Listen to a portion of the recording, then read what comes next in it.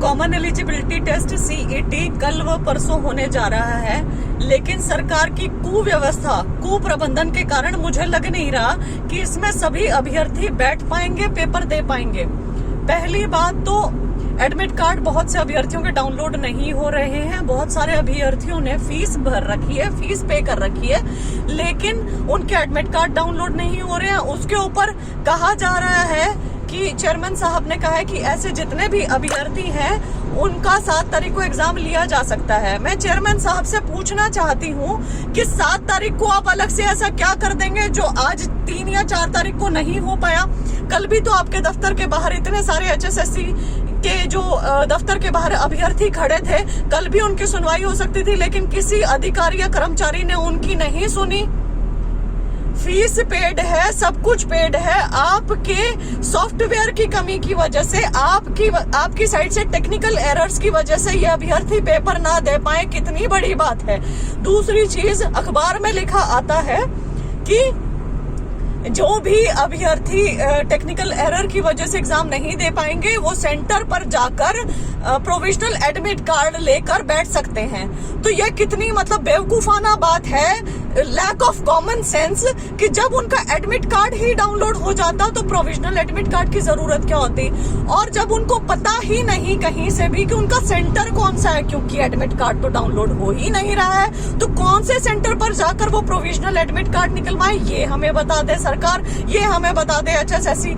तीसरी चीज, जो परिवहन व्यवस्था है, ट्रांसपोर्ट फैसिलिटी, कहा जा रहा था कि बुक डिपो जाओ, ये बस डिपो जाओ और अपनी बस वो करवाओ, बुकिंग करवाओ, अपनी सीट की बुकिंग करवाओ। तो हिसार में आज इतना बुरा माहौल था, वहां पर जो बस की बुकिंग करवाने के लिए अभ्यर्थी गए थे, वहां कुप्रबंधन, कुव्यवस्था हो गई और वहां इतने सारे अभ्यर्थी पहुंच गए, कोई बस की बुकिंग नहीं हो पाई, लाठी चार्ज हुआ, वहां पर पुलिस बुलानी पड़ी और 2 जो कैंडिडेट्स हैं उनको चोटें आई हैं, ऐसा बताया गया है।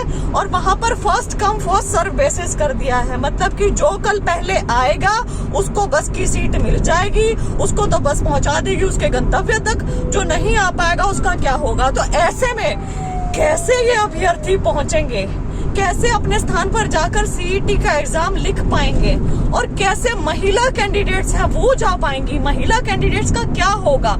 आपका ना एग्जामिनेशन का आखिरी मोमेंट तक पता चला कि कब करवा रहे हो, ऑफिशियल नोटिफिकेशन आपका इतनी लेट आता है, उसके बाद एडमिट कार्ड आपसे जारी नहीं हो पा रहे हैं ढंग से, किसी के 2 हो रहे हैं, किसी के 3 हो रहे हैं, इतनी उसमें गलतियां हैं, किसी की फीस पे नहीं है उसको आप करवा पा रहे हो, जिसकी फीस पेड है उसको आप नहीं करवा पा रहे हो, उसके बाद ट्रांसपोर्ट फैसिलिटी नहीं है आपके पास, बच्चों के ऊपर आप लाठी चार्ज करवाते हो, और कल का कोई भरोसा नहीं है कि ढंग से पहुंच भी पाएंगे कि नहीं पहुंच पाएंगे। क्या कर रहे हो आप? युवाओं का मानसिक शोषण, इसको कहते हैं एग्जाम लेना।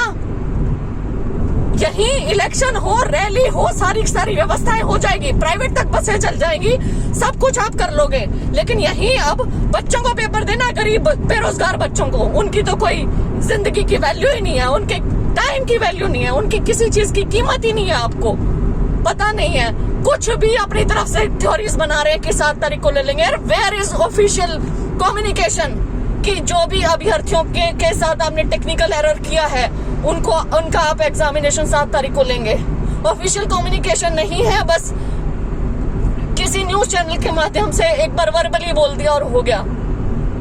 सीरियसली ये तरीके नहीं होते हैं। हरियाणा सरकार जो आप कर रहे हैं, एक तो एग्जाम इतने सारे कैंसिल करके ये सीईटी लिया जा रहा है, और लिया कैसे जा रहा है, बेहद शर्मनाक।